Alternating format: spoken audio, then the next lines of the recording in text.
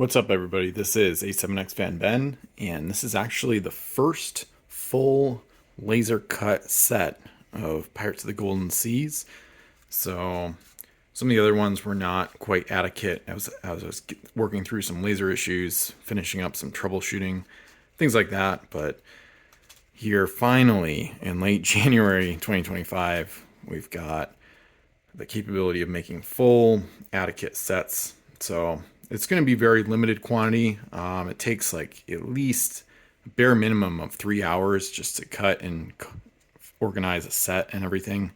So, and that's if everything goes right, which is a lot of things that need to go right. And also, I'm pretty limited by the makerspace hours on how many hours I can cut per week and things like that. So the max number of sets I can make per week is pretty limited. So I don't expect like a lot of inventory or anything, but hopefully I'll be slowly but surely rolling some of these out as long as, like I said, things continue to go right, which is also another big assumption. But anyway, you can kind of see some of the quality, and most of it's pretty good. Sometimes you need two passes to cut through the styrene in full, and then sometimes in certain areas of the laser cut bed it doesn't cut through all the way. So, and then sometimes the pennants get knocked out. I'm trying to cut the pennants down to one pass instead of two with the laser, but sometimes the pennants fall out as well. So we've got the Pirate Faction. Black Phoenix is the flagship of the whole set. Cyclone, we got Dark Angel, we got Golden Rose, Knife's Edge. That's one of my favorites in the set. Yeah, see here you can see sometimes the pens fall out. In general, though, I'm able to like pick them up, so I'll try to include them. I'll try to include all the pennants I find in each set, so that even if they're not in the cards, they're still there. And of course, Two-Masted Schooner doesn't actually have any, so having the pennants be part of the card design, it goes back to 2021 when I was first making the set. That was my mistake based on not really looking far ahead out in the production methods, and also I didn't have experience with decaling 3D printed versions at that point.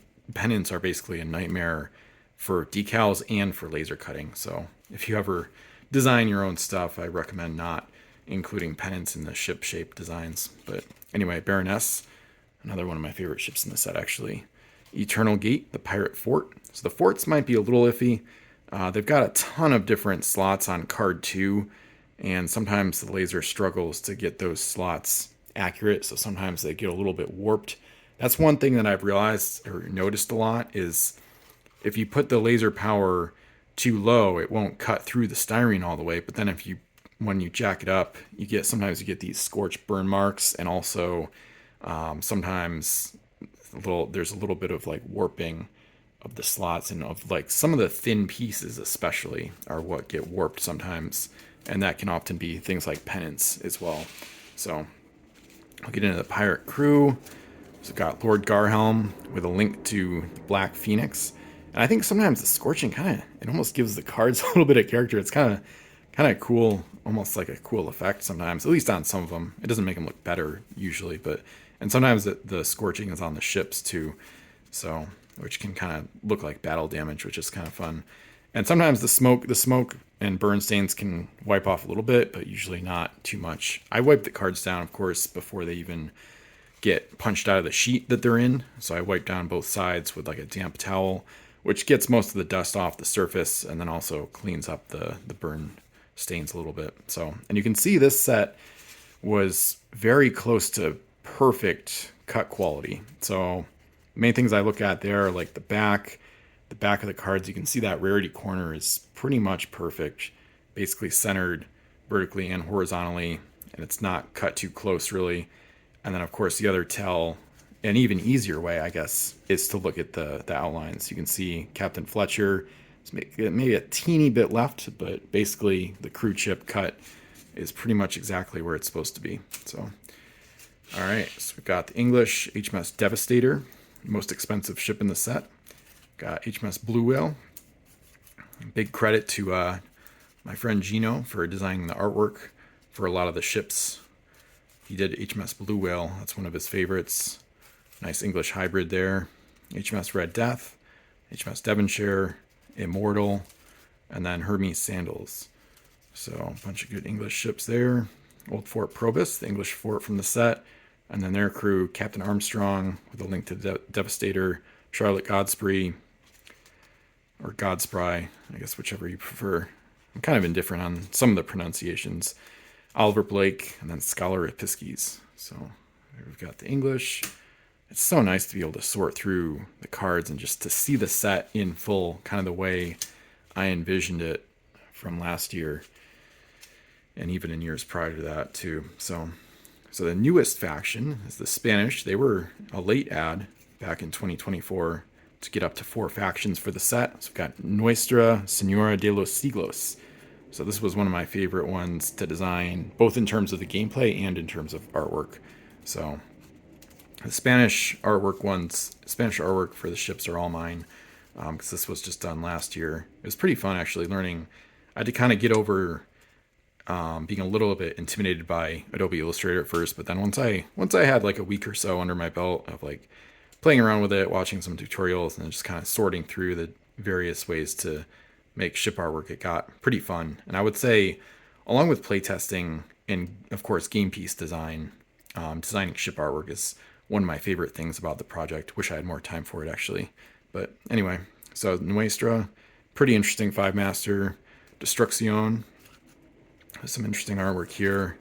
She's got some natural battle damage, lots of holes in the sails from various combat encounters. La Grappa, good Spanish hybrid. Oro del Oeste. This one is interesting. I think she's kind of an intriguing, kind of like a defensive gold runner. Maybe not one of the best ships in the set, but definitely interesting, and also some interesting flavor. And she's got sails based on color match to the Spanish flag.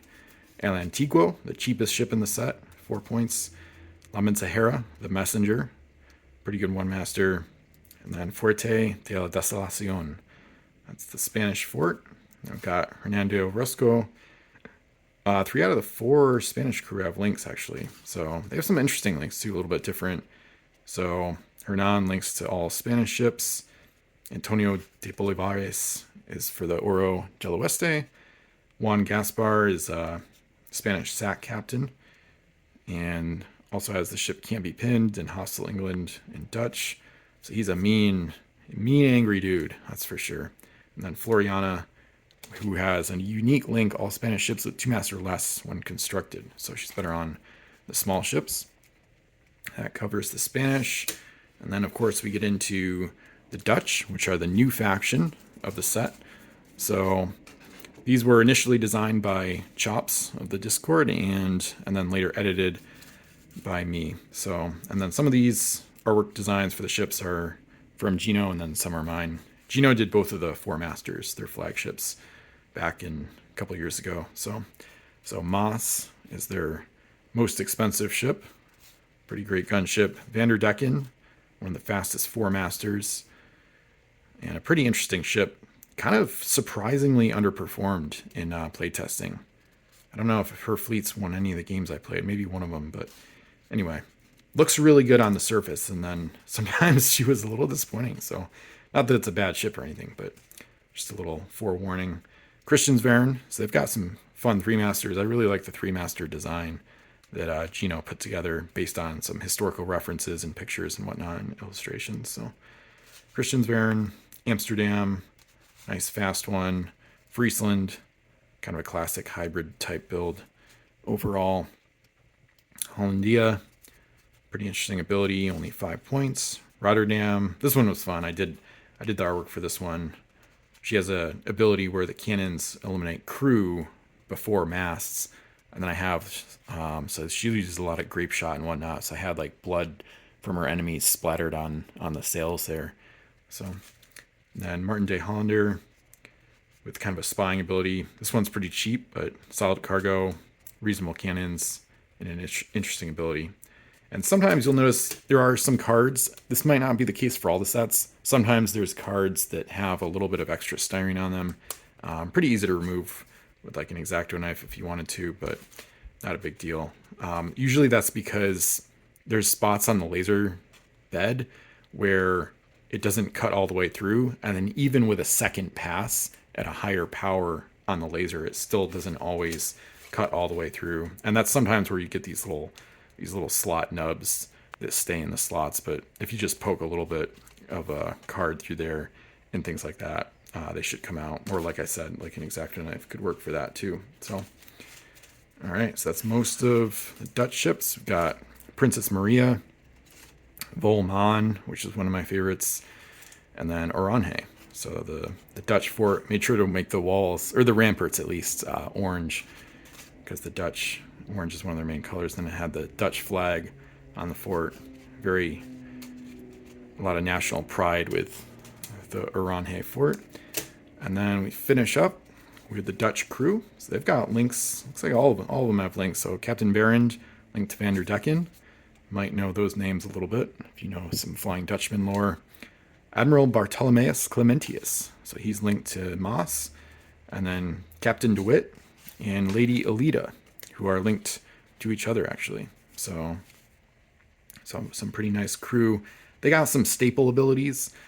Their crew might be a tiny bit, with the exception of Berend, their crew might be a tiny bit less unique than the other faction named crew, just because the Dutch are a brand new faction, so hopefully these will get them up and sailing effectively, rather than starting out with gimmicks and chaotic stuff like that. So, and one of my favorite things about the set actually is the set credits card here. So, Pirates of the Golden Seas. And then I'll just leave that in case you want to buy a set and you can check it out in full. So thanks for checking this out. I'll put a link to the store in the description, of course. That's the best way to support my efforts with Pirates CSG, bringing it back, all those good things. And hopefully there will be some Golden Seas available. If not, feel free to keep checking back the store every week or two, because I tentatively plan to keep producing it as long as I can. We'll see how things go in the future.